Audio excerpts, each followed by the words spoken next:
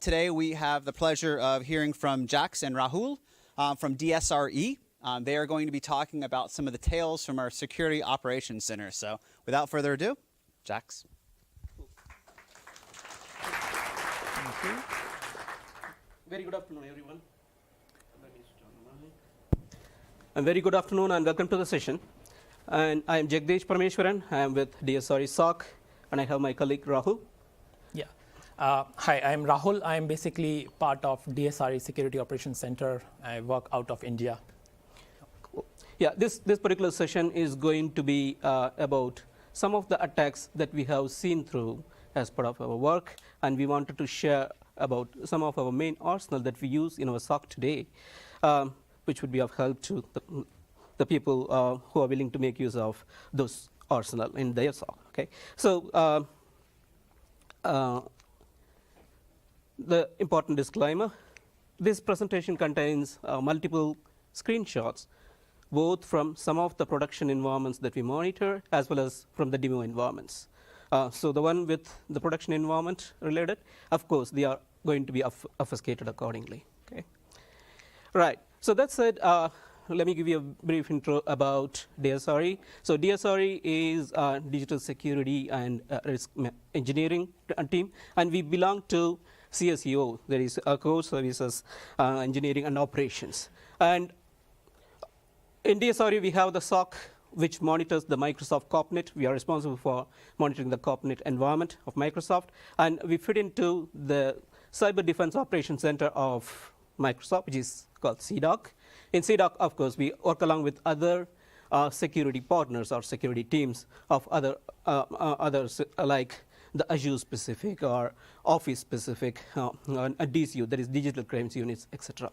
So as you see in the slide, we fit into the other security partners inside the CDOC, where CDOC provides the 24/7 support for the security teams. It encompasses multiple security engineers and data scientists who look for the threats and detect them, and we protect them on real time. Okay. So coming to the DSRE SOC, we use a lot of first-party as well as third-party products. We use different SIEM consoles, as well as we use different network products like firewalls or web proxies, etc. And out of all of them, we use the two main products. That's what this presentation is related with. The first one is the Windows Defender Advanced Threat Protection. So why we use the Windows Defender Advanced Threat Protection, or WDATP? That's what I'm going to call it to the later part of this session. So this particular product gives SOC a lot of data that we can action on. So the investigation of the threats are quite easy, and as well as quite possible for SOC today with the help of the WDATP, because it encompasses a lot of data that is obtained from the endpoint. So it acts as an endpoint detection and response solution for us, where, as you see, there are multiple mission-specific data we can gather. And the data that we gather includes detailed behavioral specific, as well as, of course, this is related to the post-breach detection information. Okay, so this data is not only limited just in the form of IP addresses or the usernames, but also in the form of detailed process-specific information. What your process is doing, what are the child processes, etc. We can come to know this information with the help of WDATP very well. Okay. Just a question over here at this point: how many people in this room are using WDATP today in your SOC? Cool, cool. Really glad to know. Perfect. Okay. So that's it. It's first of all not only endpoint detection and response solution, but also it encompasses other capabilities. For example, the exploit guards, whomsoever used Emmet in the past, of course, exploit guards are your favorites, and it makes use of exploit guards as well as Windows Defender AV into it for ADR purposes and next-gen AV purposes. It also has the semi or full automated remediation capabilities with the help of the product that we acquired a couple of years back called Expedite. And recently we introduced the capability of seeing the health of the machines in the org with the help of the security posture. Okay? And one important capability that is used by SOC today is the advanced hunting. So it's not about a single endpoint, but about looking into the data across multiple machines to identify to which extent the post-breach happened in an environment. Okay? So on that lines, WDATP is of a real great help for us. The next product in our gamut that we heavily use today is the Azure Advanced Threat Protection. Earlier, the on-prem version is called as ATA, that is Advanced Threat Analytics. So Azure Advanced Threat Protection, I'm going to call it here and after AATP. So AATP helps us to identify the UEBA, that is user and entity behavioral anomalies related information. On that lines, it makes use of the data to help us to find the Active Directory related attacks very well. For example, again, it's a post-breach solution. So this particular solution works across the different phases of the kill chain in terms of the detection. So whatever you see in the yellow boxes, they are the different detection names this product has. And the one with the red in it are kind of imported detections, and the one in black bold are kind of new detections incorporated in the recent version of AATP. So this particular product is again of really great help. Anybody in this room is using AATP? Great, I see about 4 hands. That's cool. That's cool. Yeah. So given that for the others who haven't have a clue about AATP, the interface looks something like this.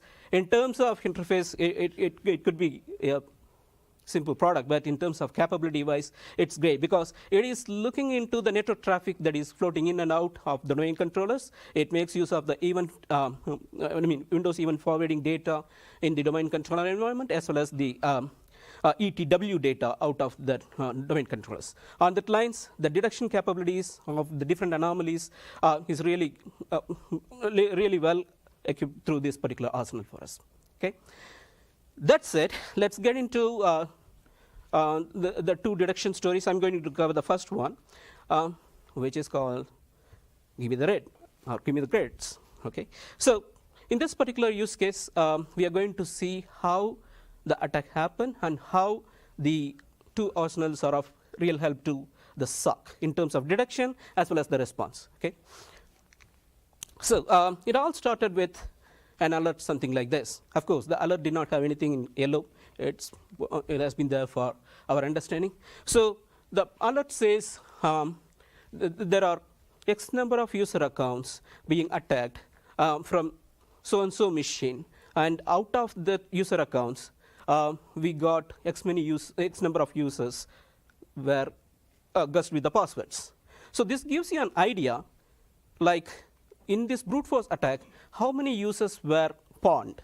Okay, on that lines, this alert is of real help, and the portion you see over here with the middle yellow, long yellow, that also tells you how many attempts happen across the users.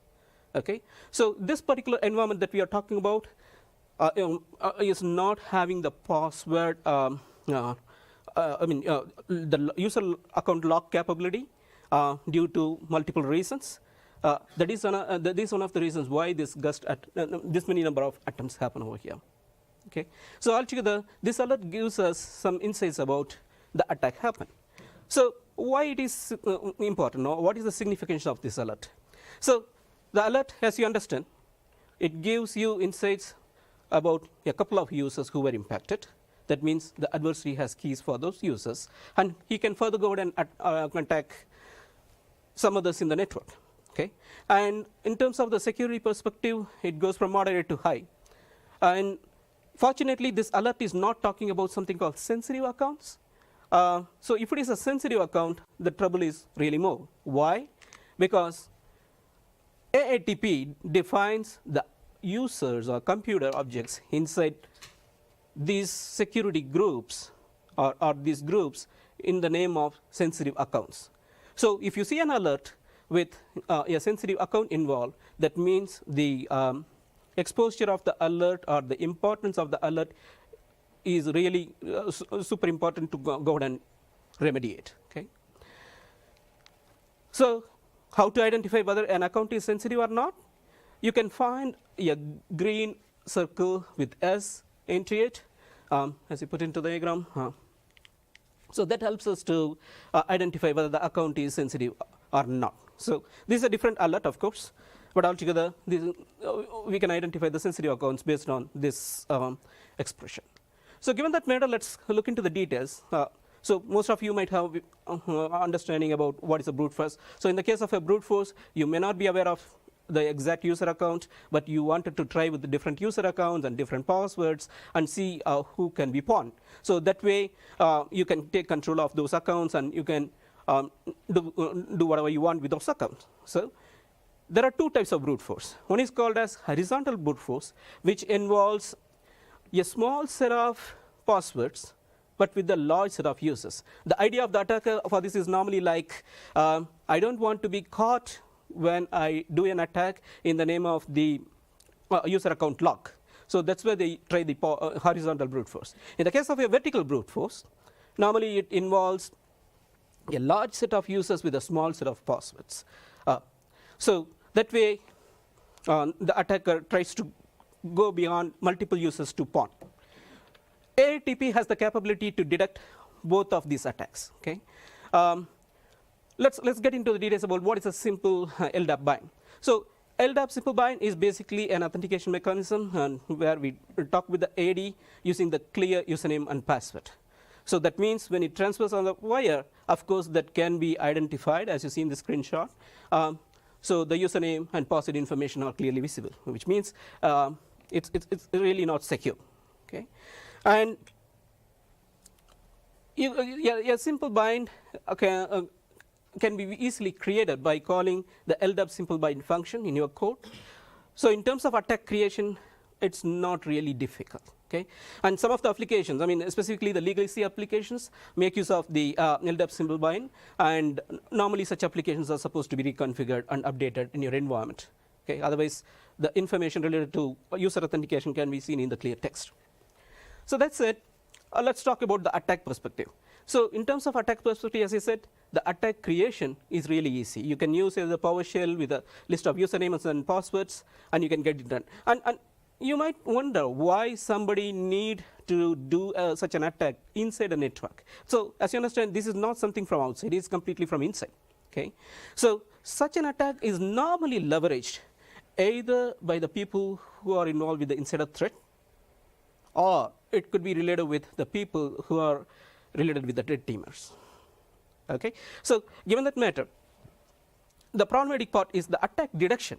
That's a bit complex. So either you need to read the entire network traces in and out of your environment, or you need to make use of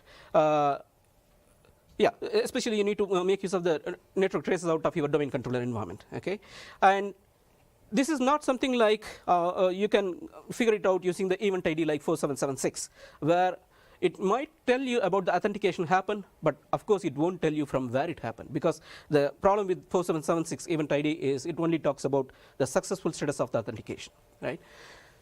And it is not happening at the client side, it's happening at the domain controller side. So there is no 4624 or 4625 based deductions possible here. Okay, there is one possibility with the event ID like 2887, which is related with the director service log.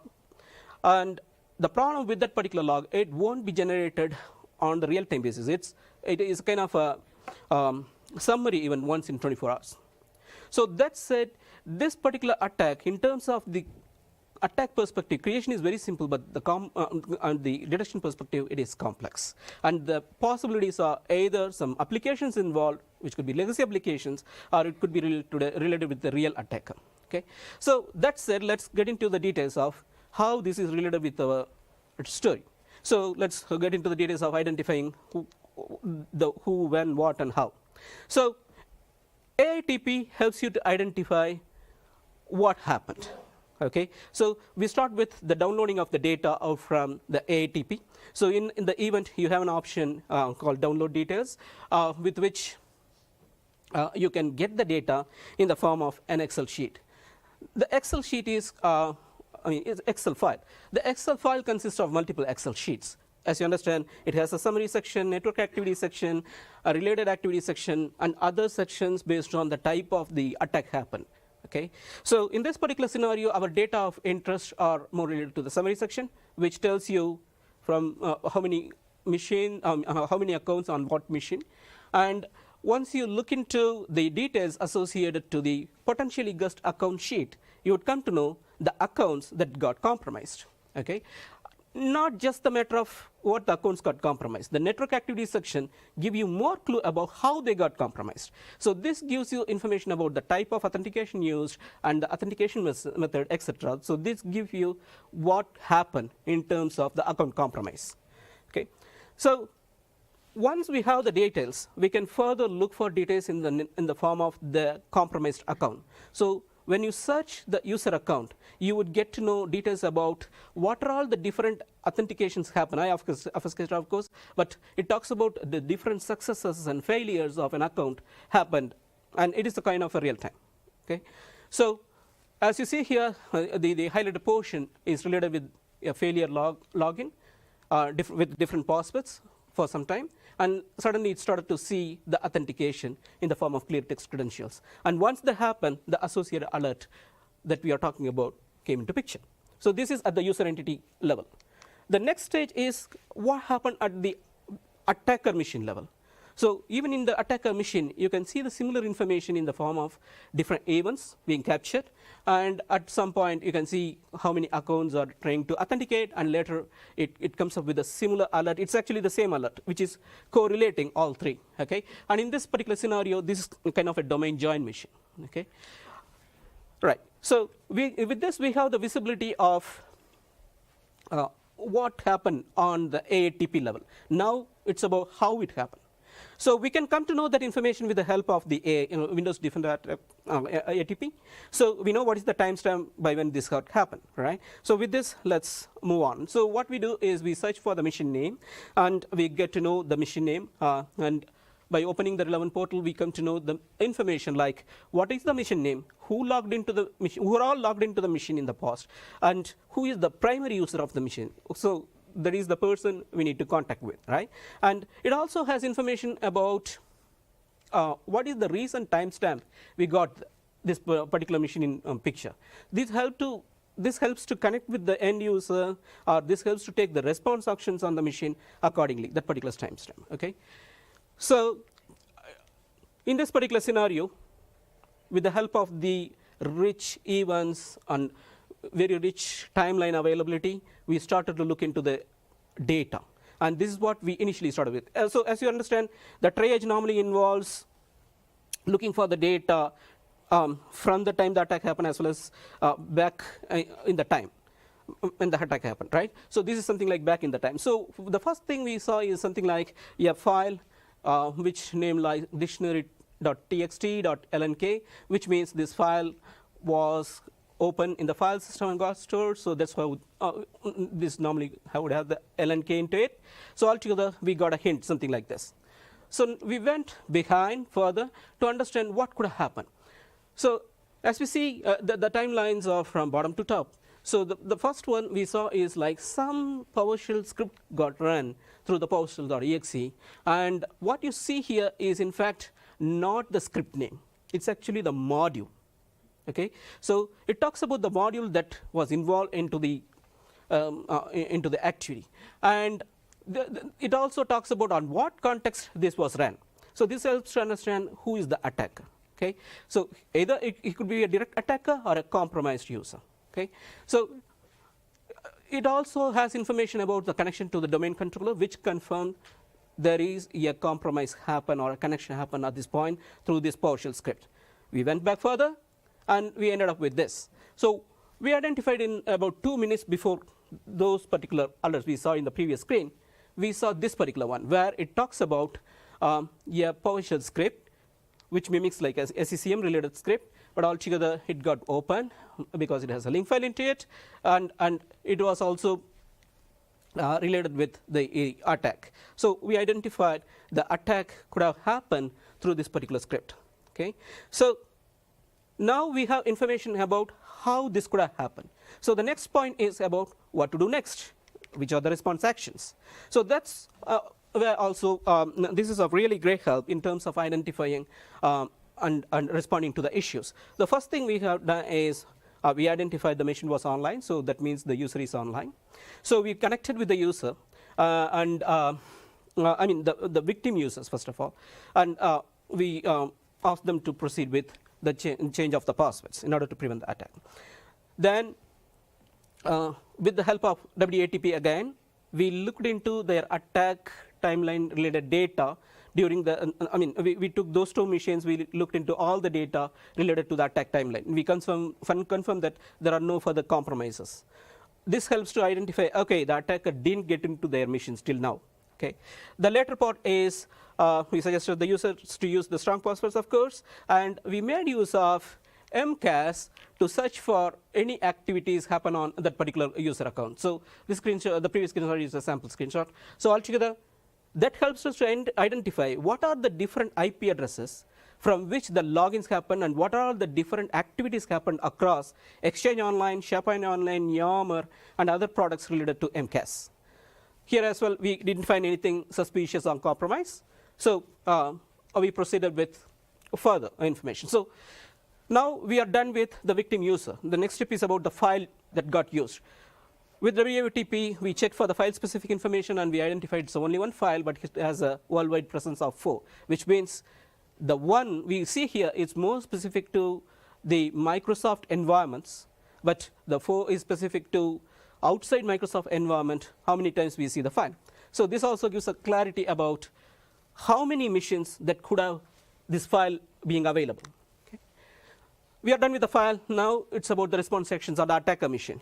So we before we contact the attacker, we first isolated the machine. As you see here, we can select the option actions isolate, and we can isolate the machine. We can also keep Outlook or Skype running, but all the other network communications are blocked by making use of this option. And we connected with the user later and identified this is kind of a script attack. Because of a business requirement, he was asked to do this, and he had done this. Altogether, it's not an attack to worry about. So to that part, we confirm. Okay. The attacker was specifically informed about not using any utilities or any malicious script or any malware samples in his machine or her machine in the future on the compliance reasons. If they use it, of course, they would be pawned. Okay. We didn't stop there in terms of response actions. This is where the advanced hunting comes into picture for WDATP. So in the form of advanced hunting, we would be able to look for additional indicators associated to an attack. So what we have done here is we made use of the query language that is used within WDATP to query for the different combinations. As you see here, it's a mix of data related with the PowerShell scripts as well as some modules. So this helps to identify what are all the different machines involved with the different command line options in the machine. So we can use this particular script as well in a periodic manner manually to identify any machines that are related with these attacks or these constraints. Okay.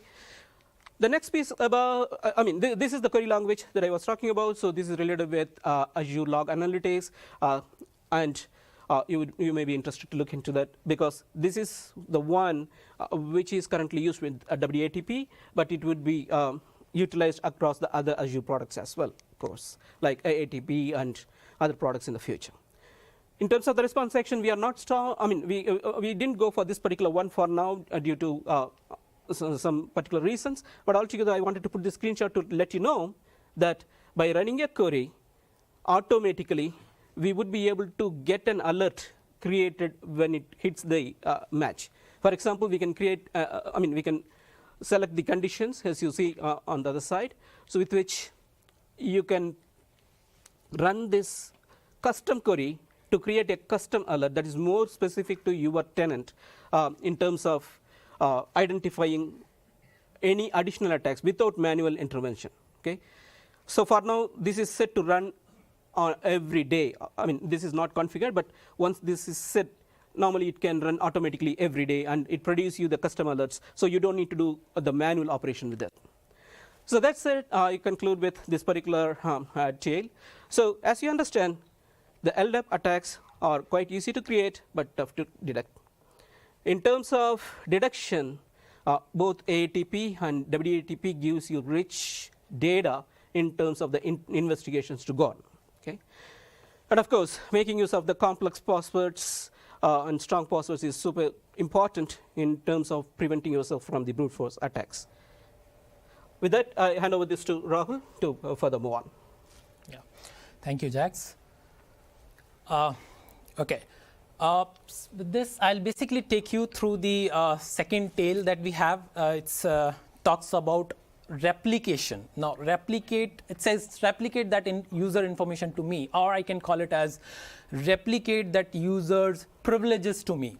Now, what does it really mean? So what we really see is the very first alert that we had seen inside our Azure ATP environment is this. So in this specific attack, it's kind of a very real attack that we had seen inside the Microsoft corporate environment. And we received 2 malicious replication syncs in our environment, and this is the very first one. Both of the alerts are very important, but the first one is really, really important because it has evolved into the second attack, which is a bigger attack. Now, if we see over here, we see so many things like malicious replication of directory services, 2 accounts were involved, 2 domain controllers were involved, and there is something about that result. One of it was a success, another was a failure. But before we go into the alert, we'll first understand what is replication of directory services. Now, replication of directory service is basically a functionality which is being provided by the Active Directory in the domain controller environment to sync the objects between one domain controller to other. So if you make any changes to one Active Directory, one domain controller environment, it will be synced to the other one so that you have the parity between all of them. Now this is our alert, which is inside AATP, Azure ATP. It talks about malicious replication of directory service. Now, if this is a functionality, how it could be malicious? It's just that if by any chance an attacker gets such level of privileges by which they can actually do this replication, they can of course use it for malicious purposes, and they can actually get access to the hashes that are stored in the Active Directory environment. Now this attack was really, really difficult in initial time when we really wanted to understand it. So I'm trying to give a little overview of how this attack really flowed through our animation that we have over here. At this point, we actually, in this particular attack, we had seen 4 accounts specifically. The very first account is the compromised account, which was compromised because of XYZ reason. And then there was 2 victim accounts, victim 1, victim 2. Those accounts were really used to reach to the target, which is a domain admin. And this was the real target that attacker was going to. Now, let's see how it goes over here. So in a normal normal domain environment, we have a couple of users. Some of the users might be like the admins. Some of them might not be the normal users. And then you have some workstation, and the arrow basically are pointing towards like which particular user have access to what particular machine to log in into. You can see there are certain machines where multiple users can log in, and there are certain machines where only one user is logging into. And then there is a DC which actually helps in authentication. Now, what really happened in this scenario, what we had seen there was an attacker, and they actually started with a very known attack, which is brute force. Using the brute force, they actually compromised one of the account, and they used it to move laterally. Now, once they have that account, they tried to identify which machines they can log in into, and they actually moved to one of the machine, and they got into the machine, and they saw that there are certain other users they can actually pawn. Now, we know we have multiple number of tools that we can actually use. If you actually are onto a machine, you can try dumping a lot of LSS memory, and you can basically move forward. Now, if you are on this specific machine, if you get hold of this machine, this will give access to the other machine where the other user is actually logging in. And if you are at that machine, you can actually go to other machines as well. You can pawn other. Now, in our specific scenario, what happened when the attacker was over here, he tried to move towards this particular destination at the top using the creds that are on that machine. They dump the creds and they move forward. Now, over here, they tried to identify who is the administrator which they can use and try to log in and try to communicate to DC. That's where our victim 1 comes in picture. They use victim 1 and try to move inside the DC. They try to communicate to the DC, but it really failed. It didn't work out. Bad day for attacker, right? But what they did at that point, they came back, but they're still on that machine. At this point, they're still trying to enumerate what other users are there that they can actually use. And at that point, they found another victim. This is our victim number 2. They used this user, went to the DC, and DC actually accepted the request. And they have a proper communication with the DC at this point. And this point, our domain admin comes in, and here the attacker asks for a replication for this domain account. And domain controller happily accepted it and provided that all information to this attacker. Right? Now, once you have this domain admin in your control, you can do anything that you actually want to. Now, this is just an overflow, like how it was happening. Now, we will go back to our own actual alert, what was really happening at that point. If you see, there are multiple things. In the top, they have malicious directory replication service, and we see 2 accounts. Of course, there's a obfuscated at this point, and you see there are 2 domain controllers as well. In the bottom section, you can actually see there are 2 victims, victim 1 and victim 2, and victim 1 user failed to do the replication, and the victim 2 was really able to do this replication. In the last, you can actually see that there are some DCs that are mentioned over here, and you can see a small s. As Jax mentioned, those are sensitive accounts. Wherever we see sense S inside Active Directory environment, it's actually sensitive, which means a very important thing.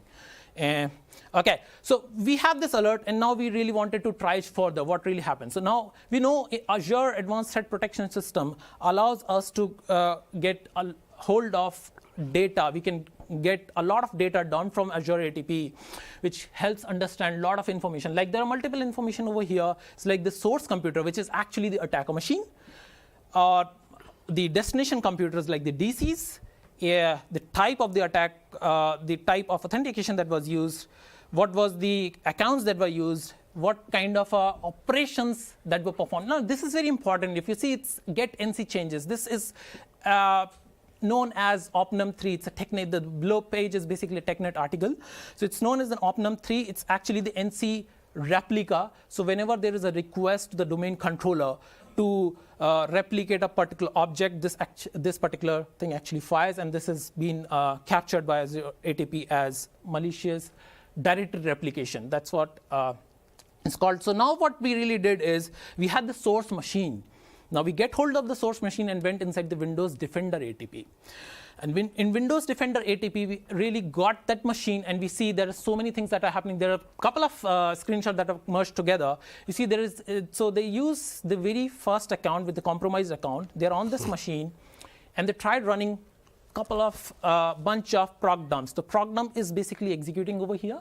We know proc dump is used to dump the memory of a specific process, and at the top we can actually see that there are some files which are being remotely created onto the host, because WSM prov host exe we can see over there. So we can see SCCM install.exe, and at the very top we can actually see that there is a 10.series IP address and also encrypted communication happening. We'll look in more detail what is happening at this point.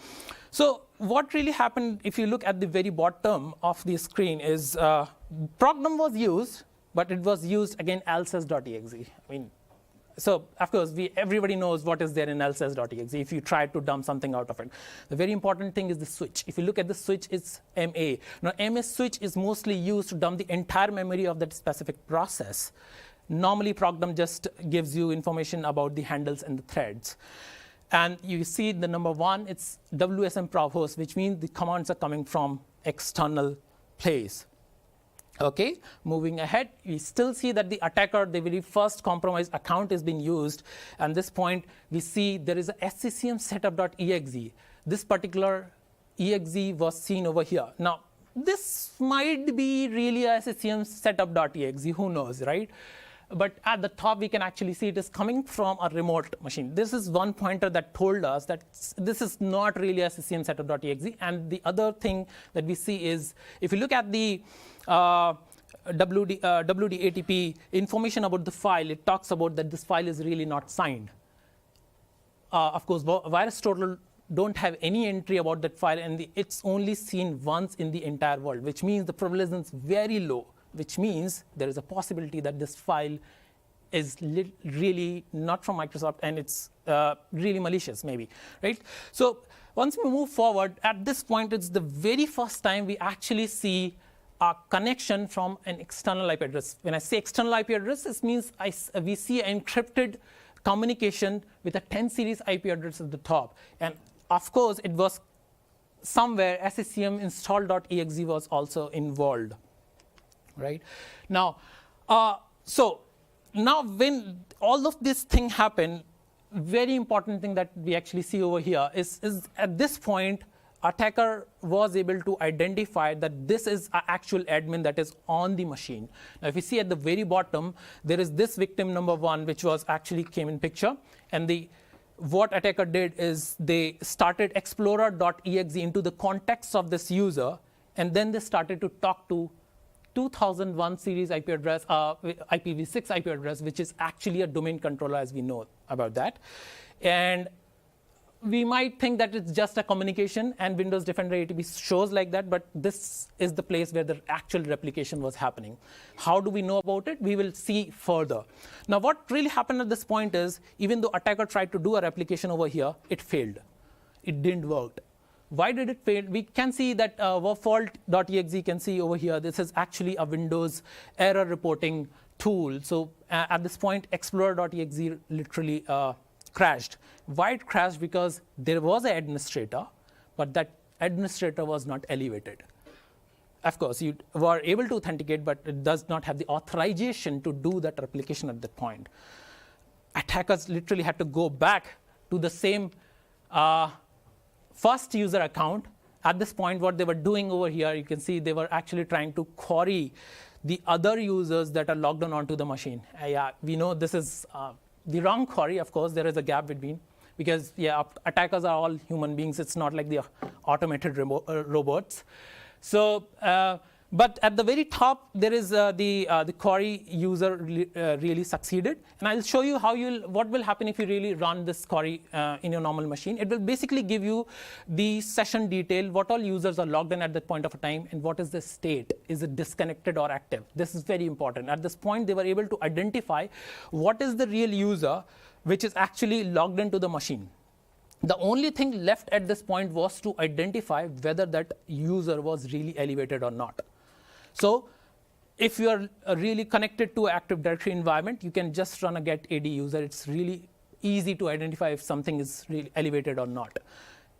Attackers did that. They identified, but a very important thing that they actually did over here, if you see at the very bottom, they tried to run dir command against the entire DC on the C dollar. Now, why somebody wants to do that? Because this is kind of a second confirmation that attacker really wanted to do. They wanted to be sure that they are really admin at that point on the attacker machine, on the DC, right? So once they get hold of that user and they know that this is admin, they did the same thing. Again, the same screenshot, but with the different user. At this point, they were using the different user, victim user 2. They opened explorer.exe into that context. They went ahead. They started talking to another 2000 series, which is actually DC, and this was successful. They were really able to replicate the directory service at that point. Now, once they able to replicate what they really did, it's not shown over here, but I'll tell you what really happened at that point is, at this point, this star user that we were talking in the start, that's the real domain admin threads that were actually being fetched from the domain controller. That's what happened at that point. Now, to give you a good context of what really means when we talked about that this is really replication. So our window, as you see, it's basically from Azure Advanced Threat Protection, and the bottom window is Windows Defender ATP. Now, so if you look at the times precisely, number 1 is all number 1 is basically victim 1, and the number 2s are the victim 2. If you look at the time between the number 1, it's basically in the Windows Defender ATP. It shows about the communication, but AATP specifically talks about that this was a replication request that was going at that point of time, right? Now we know that, okay, now replication happened. Now what happened? This is our second alert from malicious directory replication. Now what this alert says is, if you see, now you can see a S over here, the account. The source account that was actually used to do the replication has S, which means it's a very important account. Now what is this? This was the account, the domain admin account. They used that domain admin account onto a non-domain joined machine and asked for the replication of the directory services. And this went well. All are success. Nothing failed, right? Yes, so now, because we know this is a non-domain joined machine, we do not have much information from Windows Defender ATP, but Azure Advanced Threat Protection System still gives you very good information in terms of what Azure Advanced Threat Protection was seeing in terms of the authentication requests on the DC. So there are a couple of things in the number 1 section which failed. They were trying with multiple users account. They were always failing. They used Kerberos, NTLM, everything was failing. By that point, once they had the domain admin credentials, they did the replication at that point, which was a successful one. Okay, time check. Okay, cool. So, so what really happened is now everything is good. Now we try to identify who is the attacker. So we know that at very start we were talking about a 10 series IP address, right? So this was our basic C2. That is what our understanding is. And once we investigated using our different tools from a non-domain environment, domain joined environment, of course, we identified that this was none other than our own red team. So red team basically went ahead. They did the replication. Everything succeeded. So bad thing, we got hacked, but the good thing is it was still our red team. Okay, fine. So the thing is, we were also talking about one of the file sccm install.exe all of the time, the setup.exe and the install.exe. The very first day it was basically not detected by Defender, but the next day we actually saw that there was a cloud signature that was released with Trojan Favus, and there is a semicolon CL over here, which actually talks about whenever we see this, we know this is a cloud-based rule. So at that point, this particular exe was also detected by it. With this, I end this session and come to the conclusion. Now, malicious directory replication is really very easy to detect. It's not, it's something that you cannot detect in an environment, provided you are monitoring each and every domain controller for the network traffic. You have to track each and every activity that is going through those channels. If you can detect that, then malicious directory replication service, this thing is really easy to detect. Now over here, Azure Advanced Threat Protection really help us in the attacks that are being targeted towards the AD environment. But Windows Defender Windows Defender ATP actually gives a very verbose timeline. It helps you. It gives you a functionality that is called as time travel.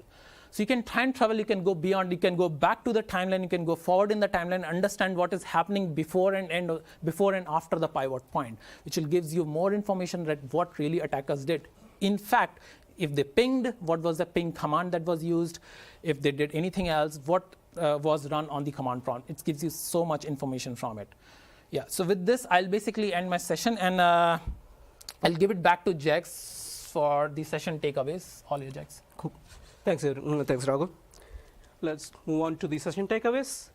So one quick information about the file that was used in the previous attack. It was a kind of file made using the Cobalt Strike with the Mimikatz module into it. That's how it was capable enough to do the replication as well.